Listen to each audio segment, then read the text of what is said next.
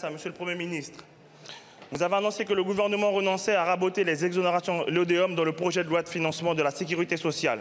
C'est une bonne nouvelle. Vous reconnaissez enfin que les économies ultramarines ne peuvent être traitées comme celles de l'Hexagone. Mais ce recul n'est pas tombé du ciel. Il est le fruit de la mobilisation collective des parlementaires ultramarins de tous bords politiques qui ont su parler d'une seule voix pour défendre nos territoires et rappeler que l'égalité réelle ne se négocie pas à chaque budget. Mais vous desserrez le poing pour mieux resserrer la ceinture. Votre projet de loi de finances s'en prend désormais à l'aide fiscale à l'investissement productif, un outil pourtant vital pour nos entreprises. Ce mécanisme n'est pas un privilège. Il compense des réalités structurelles bien connues, le coût du fret, des matériaux, de l'énergie, du logement ou encore du crédit bancaire. Sans lui, produire localement devient tout simplement impossible. En clair, c'est un instrument de cohésion et de compétitivité indispensable à nos territoires. Pourtant, votre gouvernement l'a intégré à la liste des 23 niches fiscales à réduire pour économiser 5 milliards d'euros.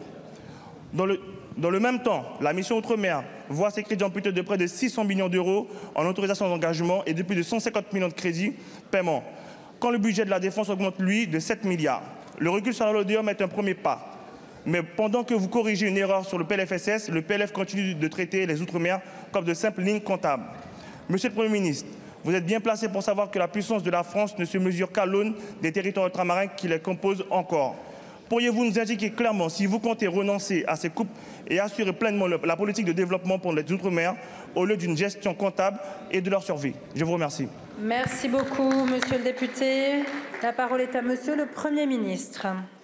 Merci Madame la Présidente de l'Assemblée nationale, Mesdames et Messieurs les députés, Monsieur le Président David Riemann. Permettez-moi donc maintenant de revenir au contenu de votre question que vous posez à la fois comme député de Guyane, mais aussi comme président de la délégation Outre-mer de l'Assemblée nationale, et à mon tour de saluer les 15 derniers jours de méthode et de travail que vous avez réussi à créer de manière transpartisane sur, au fond, la question essentielle et centrale du modèle productif et du modèle économique de chaque territoire d'outre-mer. La réalité nous impose à dire que certains sujets sont transverses et communs à l'ensemble des territoires, je vais en dire un mot dans un instant, et que d'autres méritent désormais aussi une adaptation beaucoup plus forte en fonction de la situation géographique, économique, voire même institutionnelle de chaque territoire. Vous êtes revenu sur l'ODEOM, volet social, outil qui a été institué jadis par le législateur, notamment pour permettre d'avoir une protection de l'emploi. Et vous me saisissez cet après-midi sur niche fiscale, outil dans le passé qui a été créé par le législateur sur la nécessité d'accompagner l'investissement productif. Objectivement, ces deux dispositifs ont en grande partie fonctionné. L'ODEOM, on le voit bien sur une baisse importante du chômage dans un certain nombre de territoires, mais on le voit bien aussi, c'est un dispositif qui n'est pas complètement parfait. J'y reviendrai dans un instant, notamment sur l'accompagnement des bas salaires. Niche fiscale, voilà un dispositif qui a aussi fonctionné, notamment dans le passé. On ne peut pas ne pas citer les secteurs de l'agroalimentaire, du tourisme, du bâtiment et du travaux publics, mais dont on voit bien que s'il a pu protéger certaines économies, il n'a pas, et nous en avons parlé récemment lors d'une réunion de travail, il n'a pas permis de transformer toutes les économies comme jadis, il y a 10 ou 15 ans, ces niches avaient été imaginées par le législateur.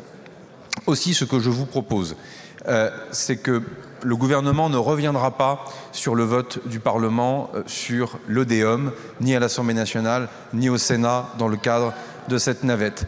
Que pour les niches fiscales, le gouvernement émettra un avis de sagesse ou un avis favorable pour l'ensemble des amendements issus de ce travail transpartisan que vous avez initié dans le cadre de la délégation Outre-mer. Et je vous propose d'aller plus loin et de répondre favorablement à un certain nombre de vos demandes.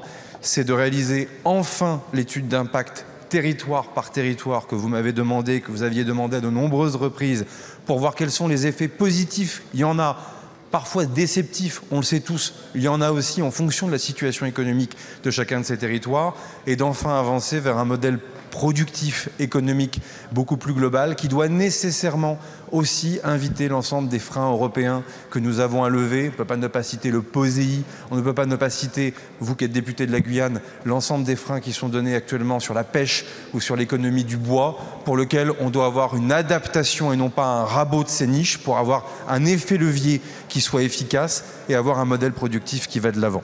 Je terminerai par dire que, au fond, il y a quelque chose de curieux, parce que tous ces mécanismes ont été imaginés par nos anciens pour permettre une égalité réelle et une émancipation économique de chacun de ces territoires.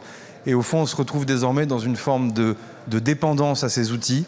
C'est l'héritage que vous, comme moi, nous pouvons constater que ça a ses limites. Et donc, il nous appartient d'inventer quelque chose de nouveau. Et je vous propose que les semaines qui viennent permettent d'adapter ces outils, non pas pour les raboter vers le bas, mais pour faire en sorte qu'on ait véritablement un développement économique et donc un développement pour l'emploi et donc aussi un marché de consommation qui soit complètement différent, ce qui nous amènera à un autre texte important dont je souhaite qu'il arrive très vite ici à l'Assemblée nationale, qui est le projet de loi contre la vie chère, puisque on le sait très bien, on ne peut pas parler de modèle productif si on ne parle pas de consommation et donc aussi d'arriver à objectiver la question des marges, la question des monopoles. Un texte sort du Sénat, je sais qu'il ne vous convient pas complètement et donc là aussi il faut vraiment profiter de cette chance et de ce rendez-vous pour le muscler et être à la hauteur de ce que nos concitoyens d'outre-mer attendent non seulement du gouvernement, du Parlement, mais de la solidarité nationale dans son ensemble. Merci beaucoup, Monsieur le Président. Merci beaucoup, Monsieur le Premier ministre. Monsieur le député.